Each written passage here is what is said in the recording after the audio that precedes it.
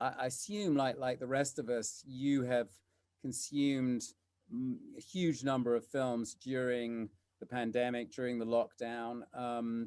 And again, if you're anything like me, I think despite that, it almost has reminded me just how much one misses about actually seeing a film in a cinema. You edited a great piece recently in Empire magazine where ordinary members of the public and in fact very well-known filmmakers shared their favorite moments in the cinema.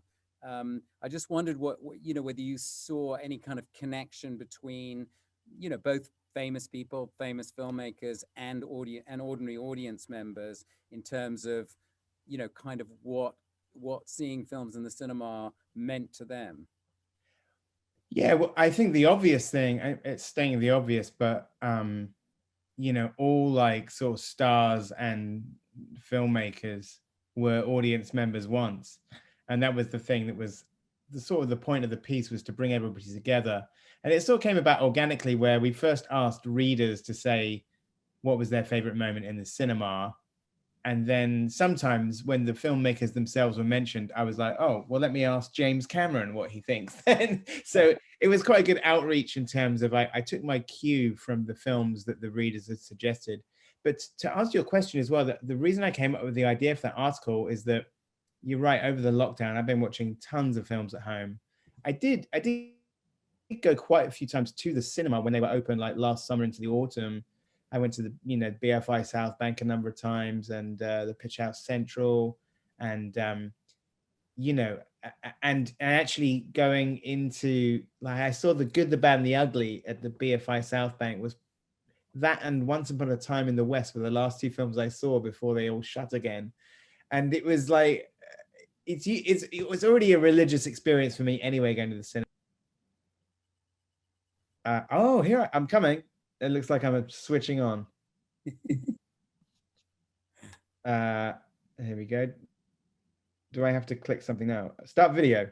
It's going to happen. Yes, there we go. Okay. Yeah, I think somebody your end needed to switch me over. Right. So I am really here, everybody. Wow, and you are in a room that is an homage to Edgar Wright. Well, it sounds kind of cocky, but it is my study. I'd like to stress there are no posters from my films anywhere else in the house. It's just the study. And it's only because like there's all these great Mondo posters. Like there's these great, I don't know if you know what Mondo is, but there's these great Mondo posters. So, I just can't resist them. I don't have the actual posters of the films. I only have the Mondo ones. Yes, they're nice. I like them. From what I can see, I like them. Yeah.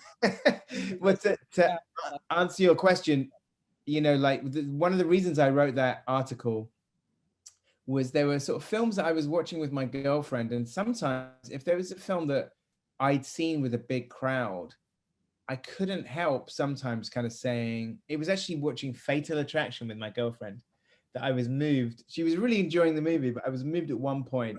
Obviously, a very romantic choice of movie.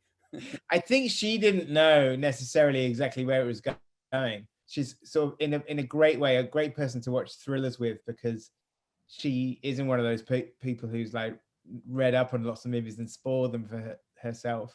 So it is actually really great watching something like Fatal Attraction with her, because she doesn't really know where it's going. But there was one point in the movie where there was a scene that I remembered when I'd seen it at the cinema, the audience had applauded.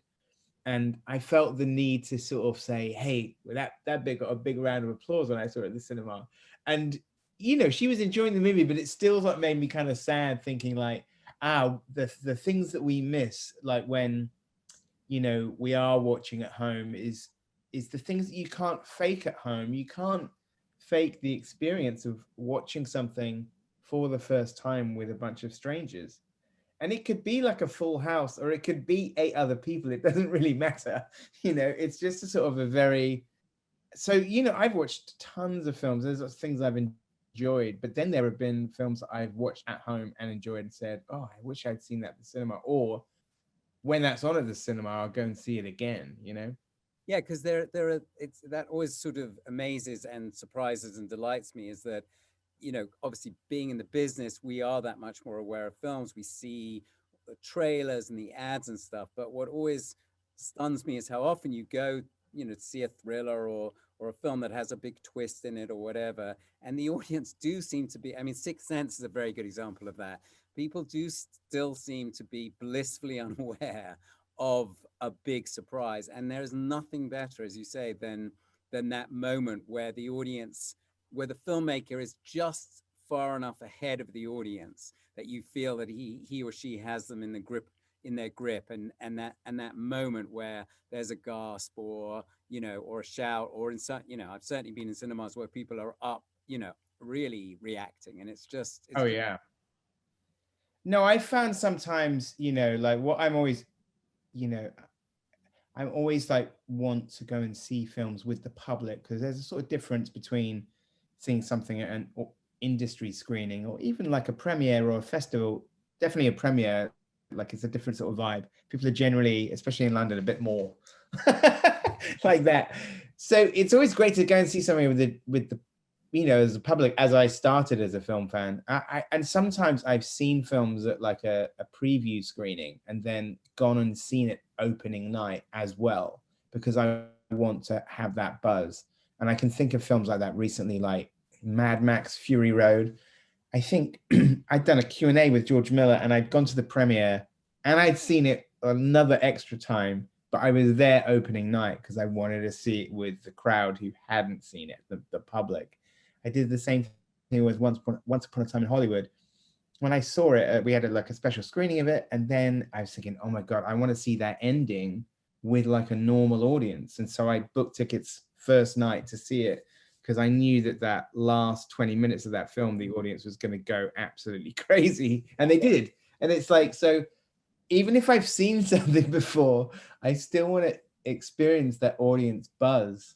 And, like when I show my own movies, when you do test screenings of your movies, it's kind of the most terrifying thing. But when it goes well, it's electric, because people haven't seen it before, and you're hearing those reactions for the first time. So yes, as you say, it's terrifying, but especially when you really know that the audience are complete. I mean, they don't even know what film they're coming to see in the first place.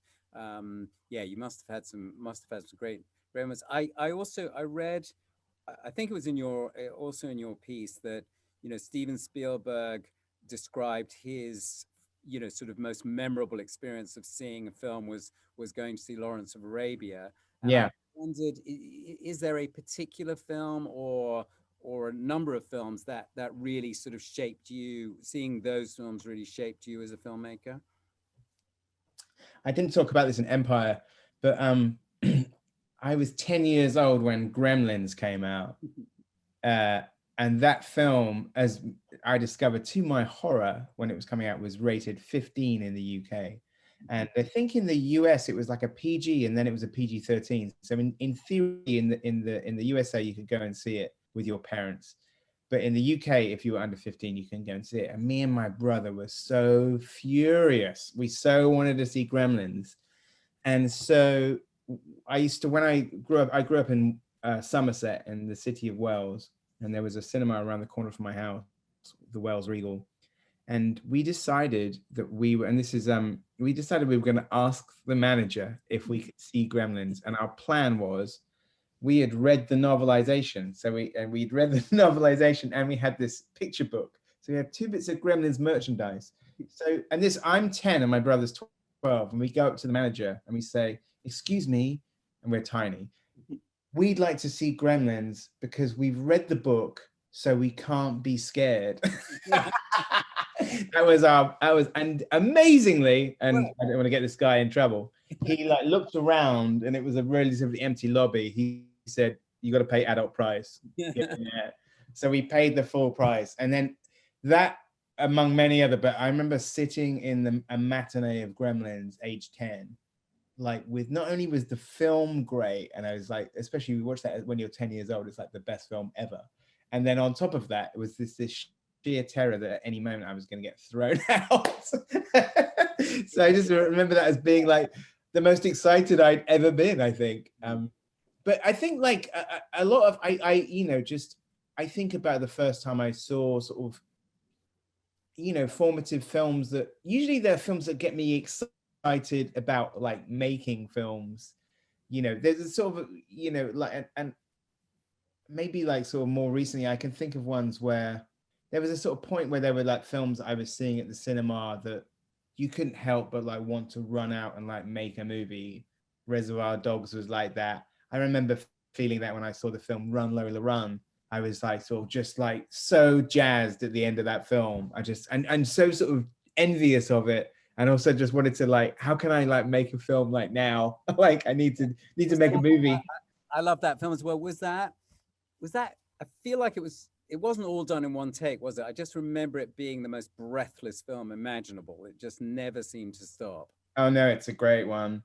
I think there's a lot of those films like that where like I get kind of just inspired to do what I do, and usually they're films where they're sort of like pushing like the technique into sort of like a new realm. I mean, and it's always that's the thing that I think is I just think of like watching those films. It was a lot of ones mentioned in the Empire magazine, and I was very sort of thankful when people brought them up, because I just remember the kind of the electricity, and it's sort of difficult now, maybe like 20 years after Crouching Tiger, Hidden Dragon, to properly describe what it felt like watching that for the first time, or watching The Matrix for the first time, or watching I remember going to a screening of The Matrix at the Curzon Soho when nobody really knew what it was, and all the people who were in there were all sort of looking at each other in the lobby afterwards, like, did you see that movie as well? Like, I mean, obviously, like as they become more and more familiar, I had that feeling with Mad Max Fury Road, or seeing Gravity for the first time, or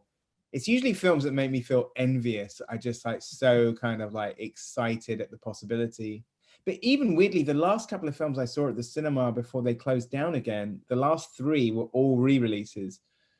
Before the Pitch House Central closed, I really wanted to go because it's actually only about 20 minutes walk from my house. I really wanted to go, and I saw that Akira was playing. And the last time I'd seen Akira on the big screen was when I was 15. So I texted my brother, who came with me when I was 15, and I said, Akira's playing the Pitch House Central on its last night. We got to go. So we did, and then the next two films I saw was that The Good, the Bad, and the Ugly, which is about as great a cinema experience as you could possibly have. Yeah. And then a couple of days later, Once Upon a Time in the West, like, and it was really interesting, and I can't wait to be back in the cinema, because I feel that there was, and I'm sure it'll be exactly the same in May. There was such sort of reverence from the people who were there, because it's like they had missed it so much, and then to see, I mean, listen, watching films at home can be great, and it's like I wouldn't want that taken away from me, but you can't say The Good, the Bad, and the Ugly is better at home than it is in August. It's just like, it's impossible. Yeah. So can we talk a bit about our recent collaboration? Is that Yeah, I mean, well, I'll tell you this much is, and you know this because you were part of this decision-making process, but it was supposed to come out in April, my new film Last Night in Soho, and then we made a decision, and then it got pushed to October.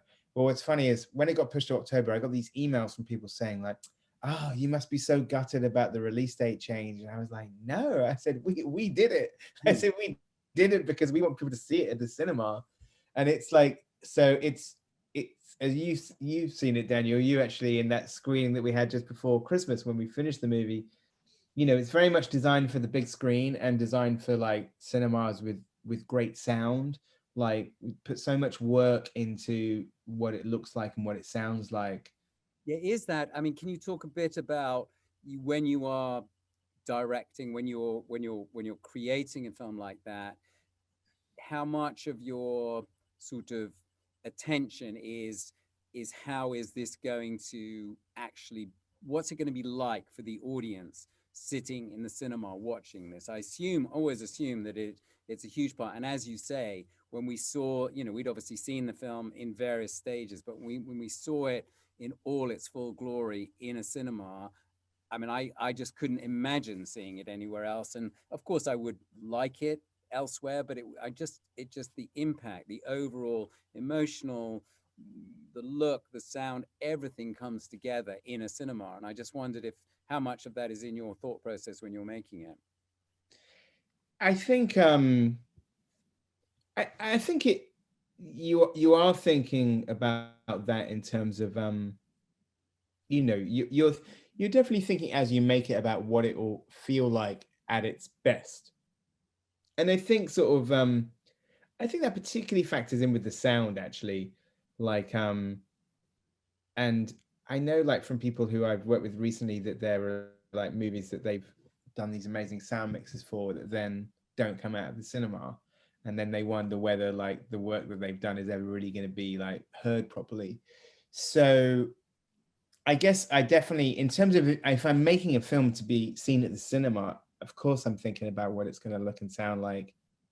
And I'd be heartbroken if like Last Night in Soho went to streaming straight away. I'd love people to see it at the cinema. So that's part of the reasoning behind pushing it to October. And also it's more of an autumn film as well, as you know, Daniel. It's like it's a film for when the nights nights start to draw in. Yeah, it feels this, yes, the sort of shiny, rainy pavements and the kind of the light and everything. I think it feels quite autumnal. I don't want to make it too niche, but it's at its best leaving the cinema like at 11:30 onto a rainy London street and going, oh God, and racing home and slamming the door after you. Yeah, but equally good at a matinee, I'd say. So Yeah.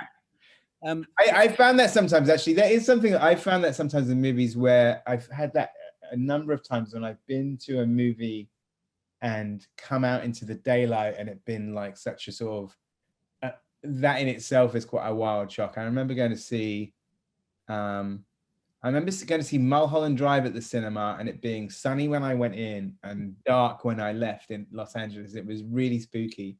And then on the flip side, I remember going to see that Nicolas Cage film Mandy in like Los Angeles and coming out into the blazing sunshine. And after seeing that movie, which is like a trip in its own right, just like, the light. so look, there are a few questions that have come in on the chat. If you wouldn't mind answering a couple of these. Sure. I'm not editorializing them at all. So I'll just go straight. I just read, I love you, Tom. I don't think that one's for me. Here's one. Do you have any particular thoughts on the concept of a Scott Pilgrim stage musical? That's from Jesse Spawn. You know what? I'm not saying it's happening, but it has been spoken about. I don't know how like feasible it is, but you're not the first person to mention it. And it has been raised and people have sometimes approached me with songs. So who knows? Number one, Broadway has to come back first, but but it's not in the works, but it's not completely out of the question. No, and not a bad idea. Here's another one. I read today that companies can add product placement to old movies. How would you feel if, say, mid-range ice cream confectionery was added to your classic films? I mean, you don't need to add cornetto. You know the answer to this question already. You don't need to add cornettos. I haven't. Whenever I see that headline come up, I don't read the story because I feel like I'm going to lose brain cells. Yeah. But the idea of like suddenly like I don't know, there being like a sort of a René Magán in Casablanca is just stupid. I mean, I hope that doesn't happen. It sounds really stupid. I agree. From Oscar in London asking, what can we expect from your new production company, Complete Fiction? Well, I guess it's myself, Naira Park, Rachel Pryor, Joe Cornish, and we sort of just wanted to kind of actually have a smaller slate of movies and things that we're kind of like just to get excited about.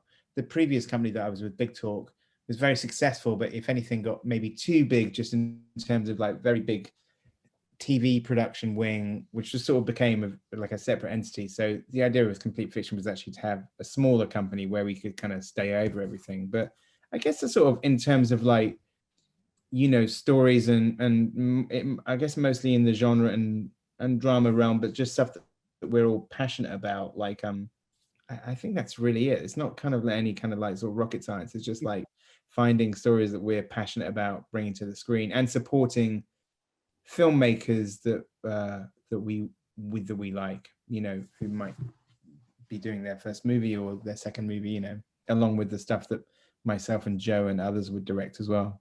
Right.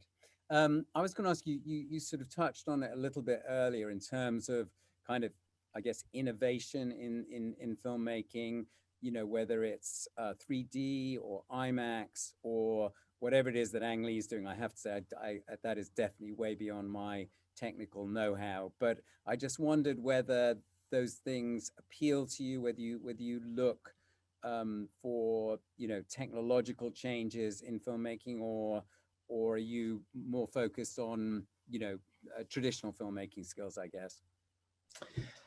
I don't know. I think sometimes those things, if the 3D is a funny one, because I think it basically like went away when people realized it just felt like a markup on the film. I remember once going to a screening of Jackass 3D at the cinema, and there were 3D and 2D screenings of it.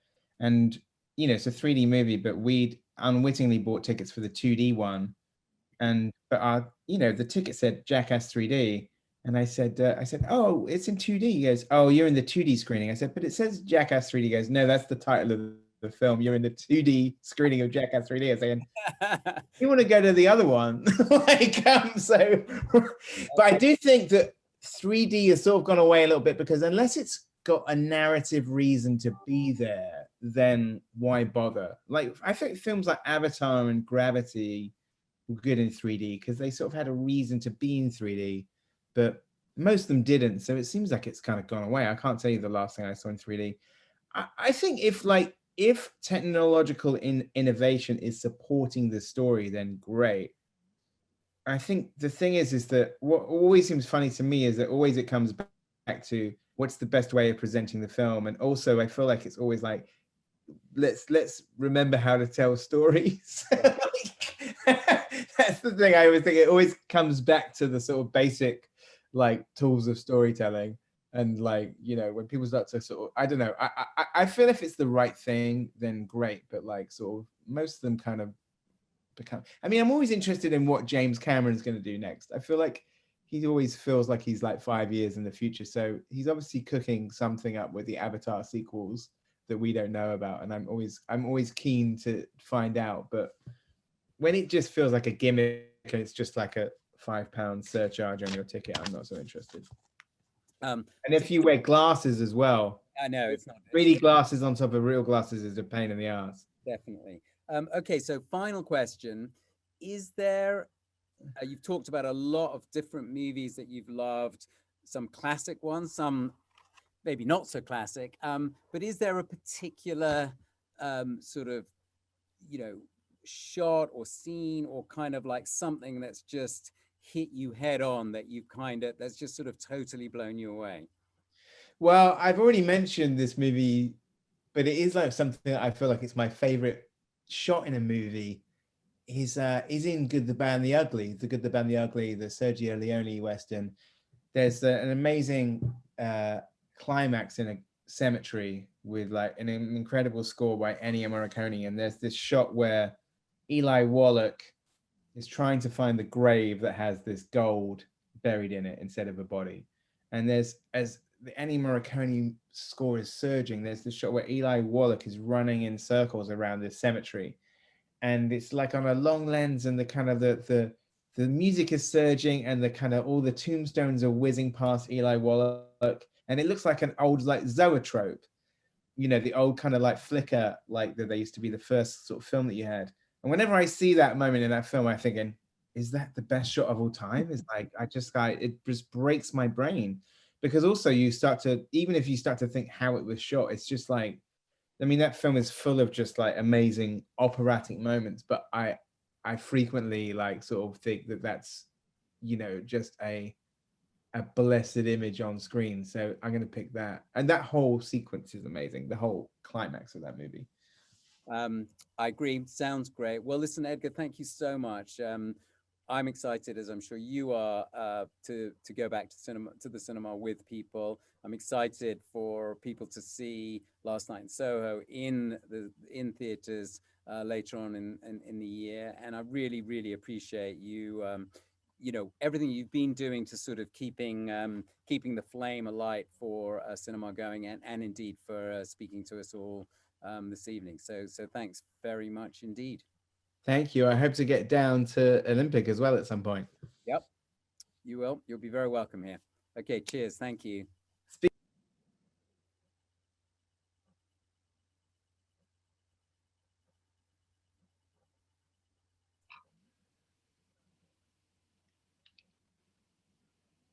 Hey, Charlotte.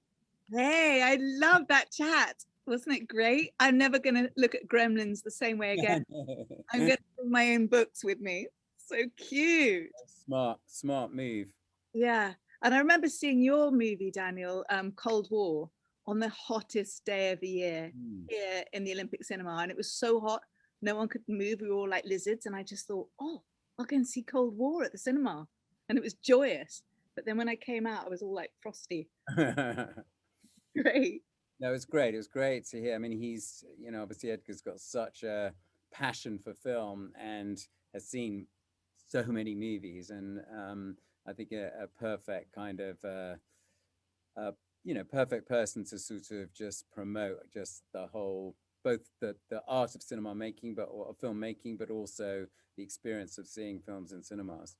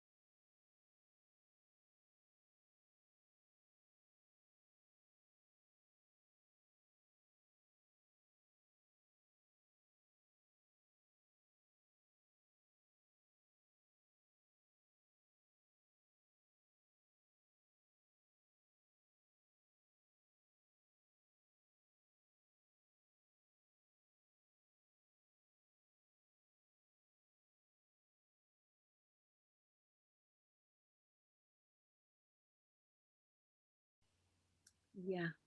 But I don't think we can keep our next guest waiting, because the chat, the Tom Holland love chat has gone bubbling up, and I think we should bring him on as quickly as we can. What do you think? Yeah, go ahead. Okay, I'll see you later. I'll see you later.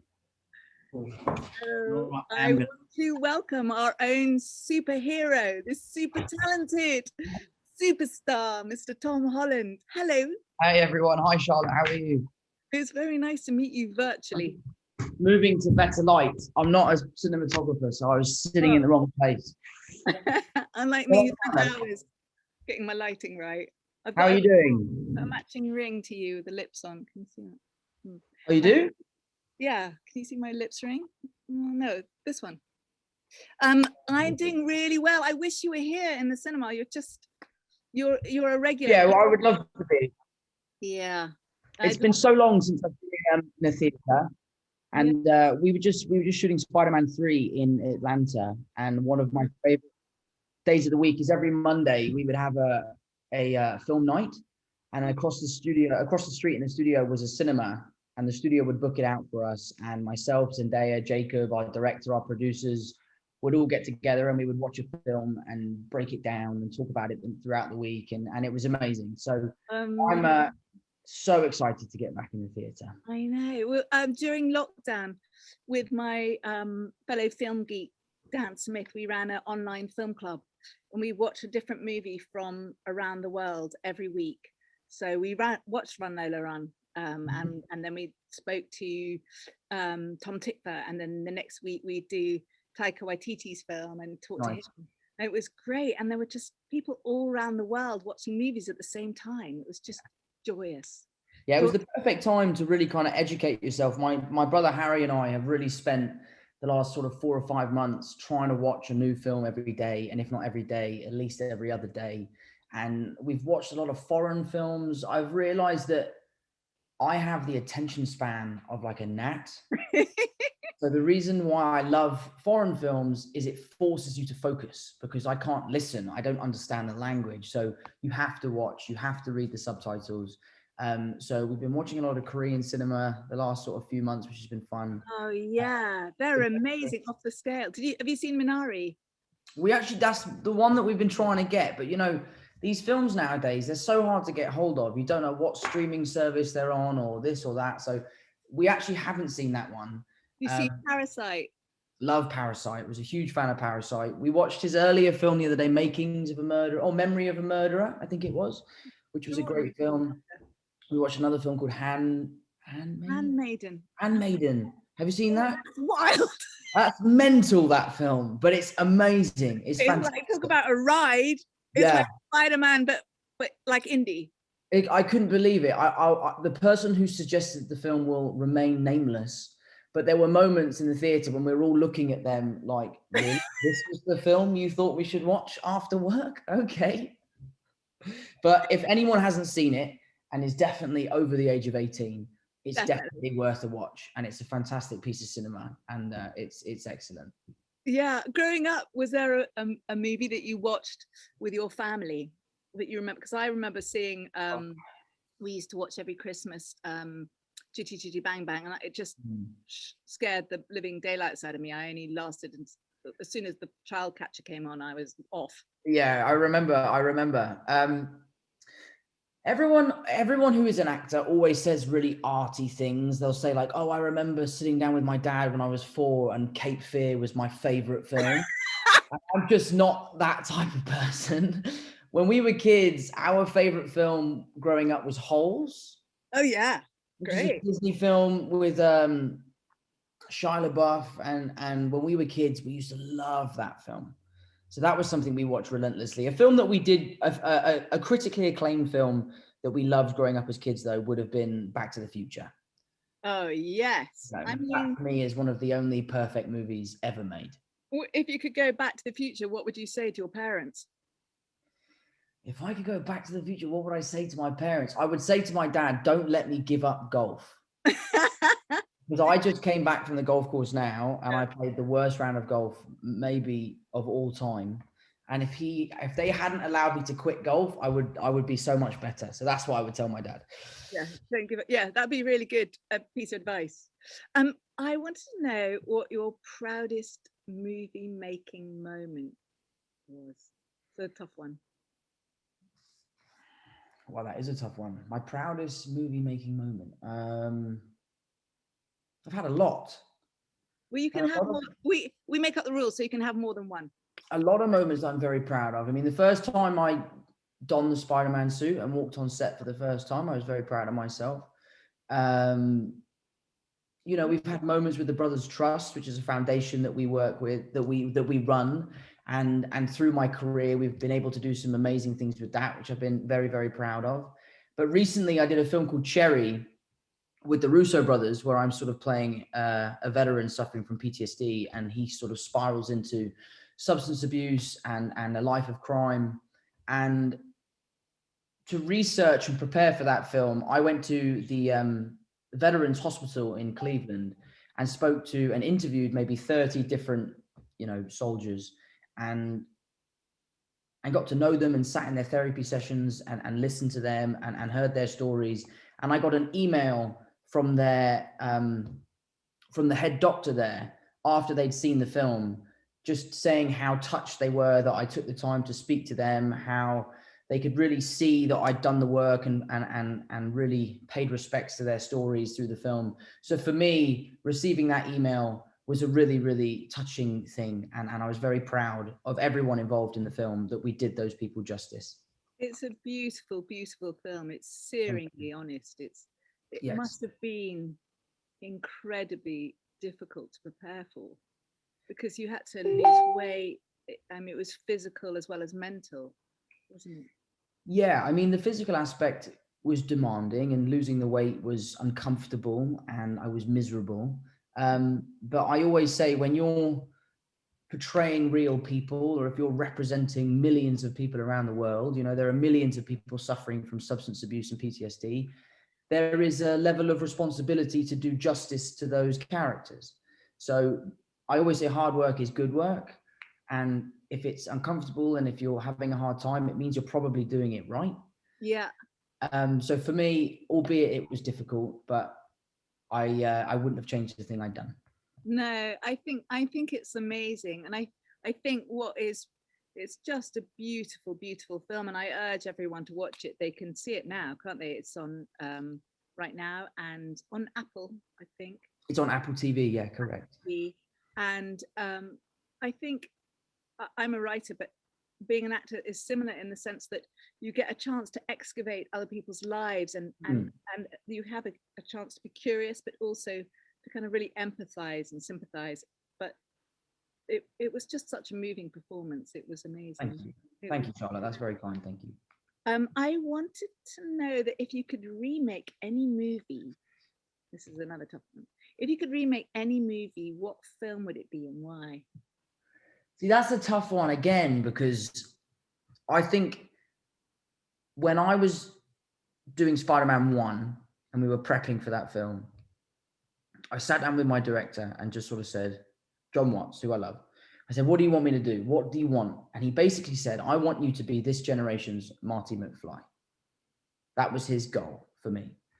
And that was a challenge I was willing to accept, something I was really excited for, and ultimately something I think I achieved. Yeah. So people ask me all the time, you should play Marty McFly. You should play Marty McFly. I think that'd be really cool. That film is so perfect. Yeah. As much as I would love to play that character, and I'd love to whiz around on a hoverboard, and I'd love to do everything that happens in those films, you'd be doing a disservice to that story. So that would be the film I'd want to remake, because I would not let anyone remake it. Yeah, So that's a really good answer. I would get the rights and sit on it and not let anyone do it. Yeah. Yes, get the rights right away. Okay, so I know that the world's slightly gone into meltdown. So my mind's been going off into other stratospheres, and I'm obsessed with Mars. And I'm just wondering, if you went to Mars, what movies would you take to remind you of Earth? Wow, what movies would I take to remind me of Earth on Mars? One of my favorite films of all time is a really well-made film. It's a fantastic story. It's about family, more importantly, a father-son relationship. I have an amazing relationship with my dad. So I think that's why it hits home even harder. and it reminds me of home. It's a film I watch while I'm away. You know, obviously I spend a lot of time on the road, and it's a film I watch while I'm away. So I imagine on Mars it would have the same effect, but it is the Richard Curtis film About Time. Oh yeah. And, you know, again, not the coolest film in the world for an actor to say is one of their favorite films, but that film makes me so happy. And Rachel McAdams and Donald Gleason are so watchable and fun and loving in that film that I'm a huge fan of that film. Yeah, Richard Curtis films, they should be prescribed on the NHS just because they make you happy, don't they? Absolutely. I had a friend on was it Spider-Man or Uncharted?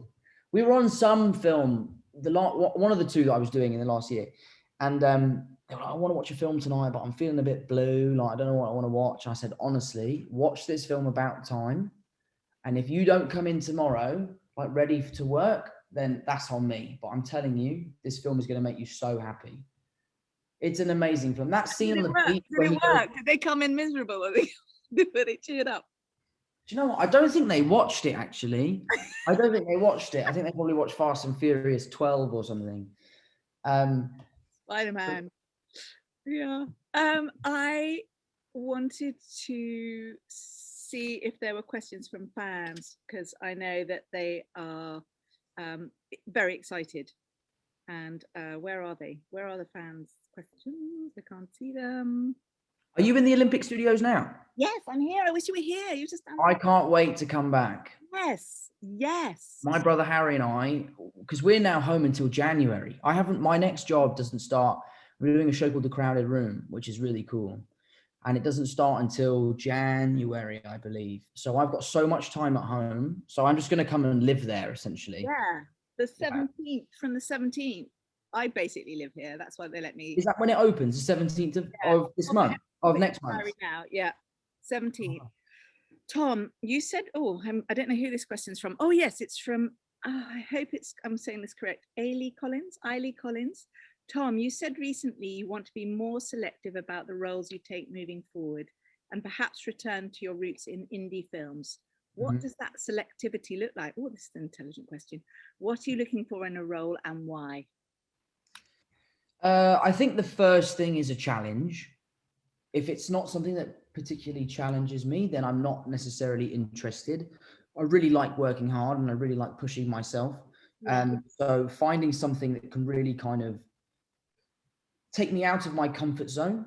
I like characters from places I've never been, because it gives me an excuse to go to these places and experience them and learn about them. Obviously, director. Impossible. Yeah, like The Impossible. We went to Thailand. I've never been to Thailand. Love Thailand. I would love to go back to Thailand. So one of the massive luxuries of this job is you get to travel the world and spend more time in these places than you would do if you were on holiday. So if a character takes me to, I don't know, Iceland, I would be well up for that, because I've always wanted to go to Iceland. You see everyone quickly writing scripts about Iceland. Yeah, absolutely. Challenging yourself, what, physically or mentally or both, do you think? Both, really. You know, physical challenges come with every job. I really think figuring out a character's physicality is the first step to stepping away from yourself. I don't know if you noticed, but in Cherry, like, his movement is very labored and he's very slow, whereas my physicality in Spider-Man is very clumsy and he's kind of all over the place.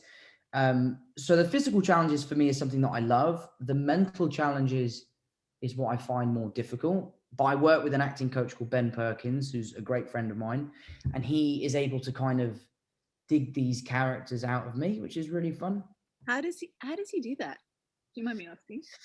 It's just a trust thing, really. It's just about workshopping stuff and not being afraid to look like a fool and making mistakes. You know, I've made, 20 films now, and some of my best ideas have come from making mistakes on set or making bad choices with character. But that bad choice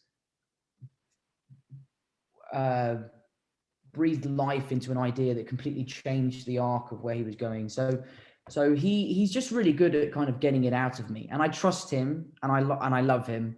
So I'm able to kind of feel comfortable and figure this stuff out. Will you see him before you take a role on, or do you see him during the whole process, or both? Yeah, so for example, my next job that I have coming up, I spoke to him a few times about, will you read the book? Will you have a look at the subject matter? Do you think it's something that's exciting? The next job that I have is kind of an actor's dream.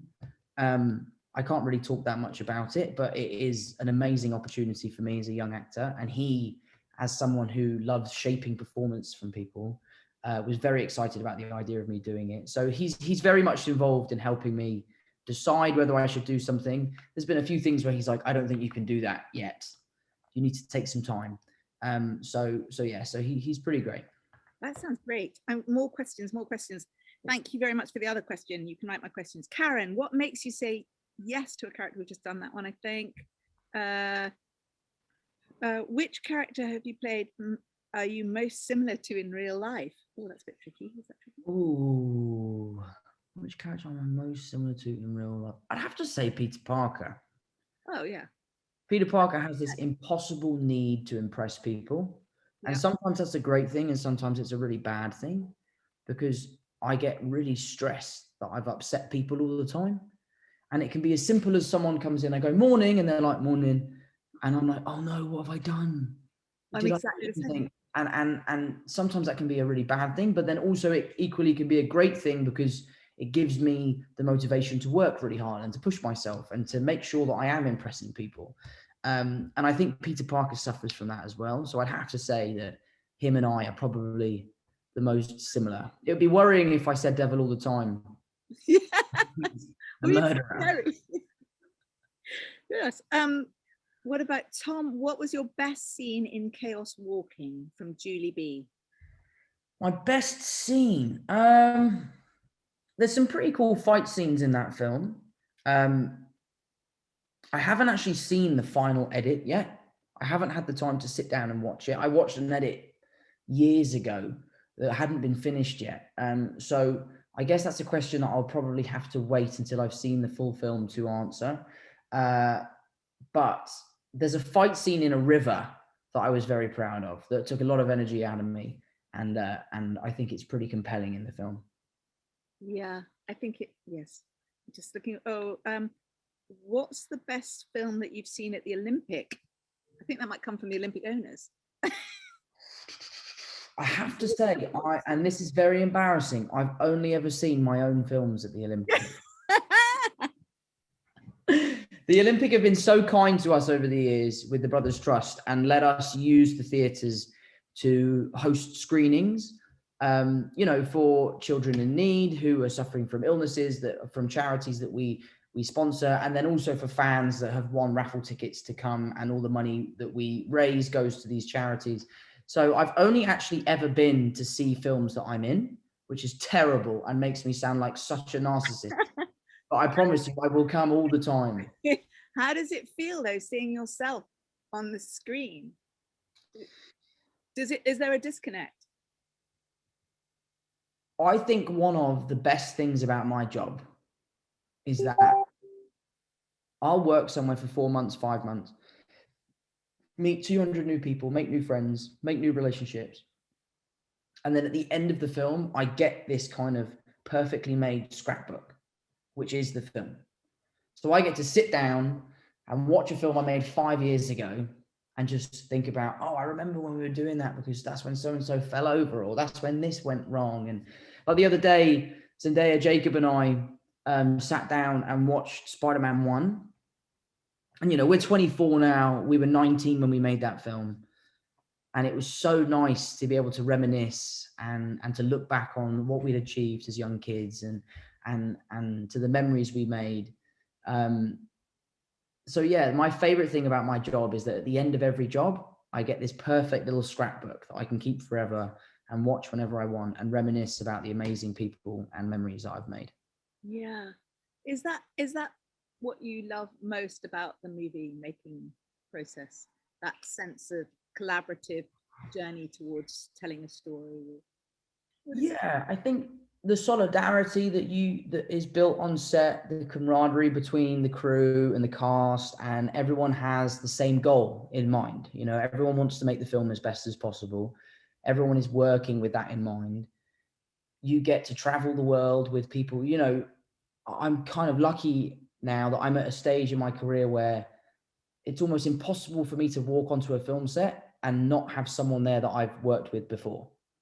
So I'm always catching up with old friends, and, you know, we might find ourselves in Morocco for 6 weeks, and all of a sudden me and my mates are in Morocco and we make movies 5 days a week, and 2 days a week we ride camels around or something. Yeah. So I just love the kind of the lifestyle it brings, and the people that I've met. And, you know, I'm going to the pub after this to go and meet a bunch of my mates who are all carpenters who worked on Spider-Man 2. So I love the friends and the traveling, and just the sense of accomplishment you get when everyone's at the wrap party and having a good time. Oh, it's great. So to see if I've got a couple more questions, because I know they're coming in thick and fast.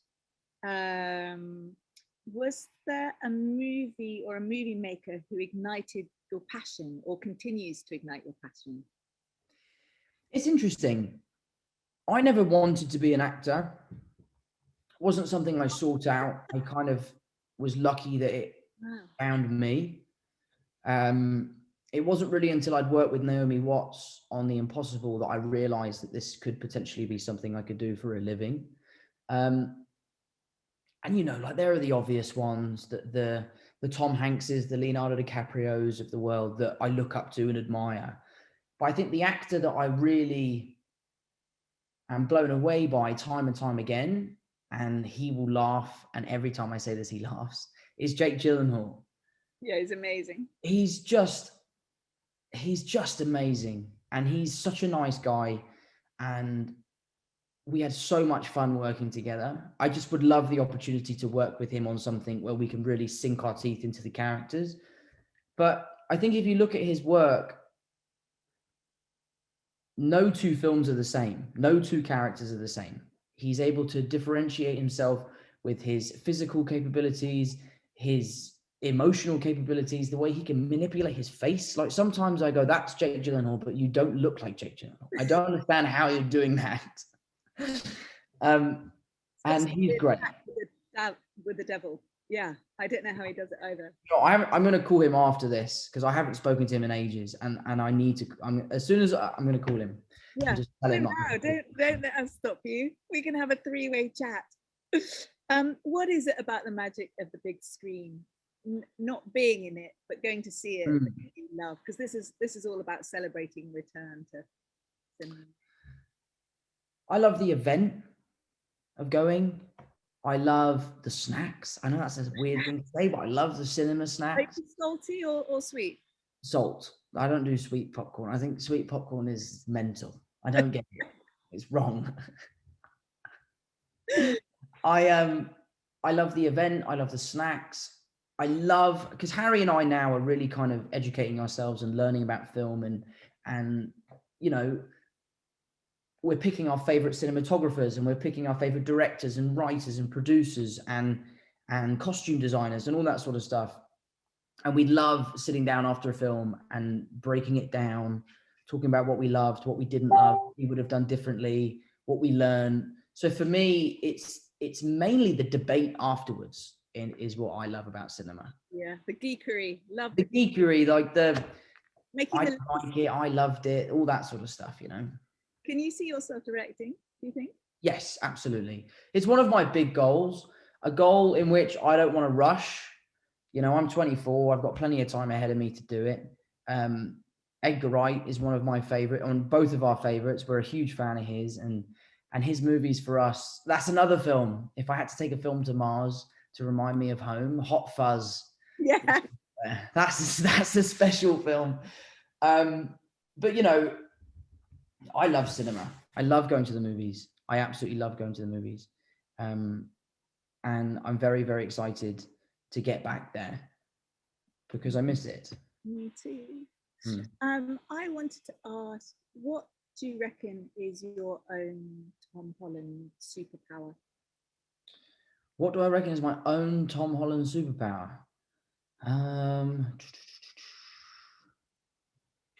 God, that's a really difficult question. No one said it'd be easy. That's a really difficult question. God,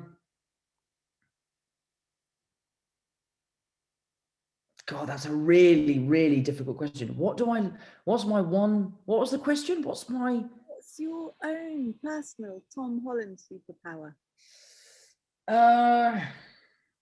Do you know what? And sounds crazy. I'm really good at apologizing. Like, I think it's a very good thing to be able to say, like, do you know what? I messed up there. I will take that on the chin. I apologize. It won't happen again. And I think that is something. Oh, you've gone.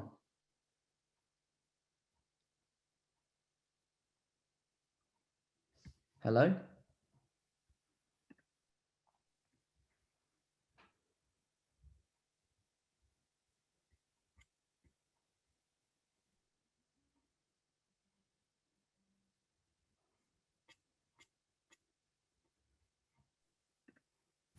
Oh, what's happening? Hi, Daniel. I lost Charlotte. She disappeared. He's booted. How are you? I'm very good. I love that. A superpower of apology. That's like the sort of the most superpower, but it's a very good one to have. I think it's a good one. I mean, you know, being able to take something on the chin and say, do you know what, I actually really fucked up there. That's my bad. I think is quite an important lesson to learn, you know? For sure. So I wonder what Charlotte would have asked you next. I don't know. You were going to talk about Edgar Wright. You were going to talk about Edgar, who I don't know if you caught any of the interview that I did with him earlier, but yeah, I mean, he's, you know, we've just made this film last night in Soho with him, with Anya Taylor-Joy, yeah, and Thomasin McKenzie, Terence Stamp, and the late great Dame Diana Rigg, which was huge fun to do, and I'm sure just listening to the taste that you've got, oh, there, Charlotte's back, it will be something you'll look forward to. But what of his movies, which is your favorite, would you say? Or do you, I mean, Shaun of the Dead? I mean, Hot Fuzz will always be one of that will easily be in my top 5 favorite films of all time. Yeah, I agree. Multiple viewings, right? Oh, I mean, I must be in the 20s now. and I watch films, my top 5 films are based off of the way they make me feel. And that film reminds me of home and makes me happy. And it's also a really well-made film. It really is, it's isn't it? Fun. It's really, you know, it's intricate, it's clever, it's funny. But you're right. It's very British, isn't it? There's something. It's so British. Yeah. And I'm always very proud. Like, if I'm sitting down with American friends and they're sort of like, "What should we watch?" I'm like, "Can we please watch this film called Hot Fuzz? You'll love it." And it's a little bit of home, so I would love to watch it. What's great about Edgar, I guess, is that he can then make Baby Driver, which is an incredibly American film, but also equally as good. It's a great film. It's super fun. It's like a great popcorn film, and it's a great film. I really enjoyed that film. I've got a request to show a screen, this picture that someone has drawn of you. Can you see that? Oh, can you see? Oh. To the camera left. Oh, wow. A little Spider-Man. Yeah. Nice. That's amazing. I have to say, I don't know why we have to show you this, but maybe that's why I was taken off air, so I could get that. Spider-Man from Thomas Jenkins. Thomas Jenkins, huge round of applause. And I think we probably have to wrap up now. We have to wrap up. I can't bear it. I would love to talk to you all day. This has been so fun. It's been so fun. Thank you so much for joining us. Absolutely. I'm so excited that the theatres are in the opening up again. cinema. We can watch. I will see you soon. Yeah, we can watch 2 of your movies this year, can't we? Back to back. We'll do it. We'll do a marathon. A double. Right. Thank you so much for joining us. Charlotte, Daniel, thank you very much. Yeah, thanks, Tom. Thanks for doing this. See you soon. See you later, guys. Yeah, we'll. Bye. Great. Bye, Tom. Oh, right. Okay, just us now. So, well, I think that was great. I don't want to go without a little bit of not self-promotion, but just as we look forward to the movies that are coming up, I would certainly like to mention a couple of films that will be playing at the Olympic and many other cinemas. Oh, where have you gone? I've got to get my list. All right. So I'm going to mention a film called The Father. Yeah, very moving. Which stars Anthony Hopkins and Olivia Colman, which is actually up for 6 Academy Awards this Sunday. Bring hankies when you watch that. Definitely. So that actually comes out in May, so not that long to wait. Anything you're particularly looking forward to? Edgar Wright's film, Last Night in Soho, obviously, and both of Tom's movies, but we've already sorted out we're going to watch those back to back. I'm quite excited about In the Heights, the Lin-Manuel Miranda. I love a bit of it, like a dancing one. That sounds great. Yeah. In fact, there's another musical coming out later. Well, West Side Story is which was delayed, but will definitely be out at some point, and that's Steven Spielberg. So that's very excited to see what he does with that. And two kick-ass, hot chick, fabulous Black Widow and Suicide Squad. Black Widow with Scarlett Johansson, Florence Pugh, and Rachel Weisz. What's not to love about that? And Suicide Squad with Margot Robbie and Viola Davis. Great. Yeah. We have another film called Dream Horse coming out in I don't know about that. Toni Collette and Damian Lewis. Lovely. Really good. That's a great audience pleasing film. Who directed that? Try and do a little season of Film4 classic films as well, to sort of, again, just to remind people. Trainspotting. Indeed, yeah, and just to remind people what just what films can offer, whether they're older films or newer films. And I think Tom and Edgar did a fabulous job of doing just that. So thanks to them again, and thanks to the delicious, lush, fabulous Olympic Cinema and to the Barnes Film Festival, but also most of all to everyone who tuned in and gave us their time and joined us on this journey. And I can't wait to see you all in the cinemas, and salty popcorn only. Great. Okay. Bye, everybody.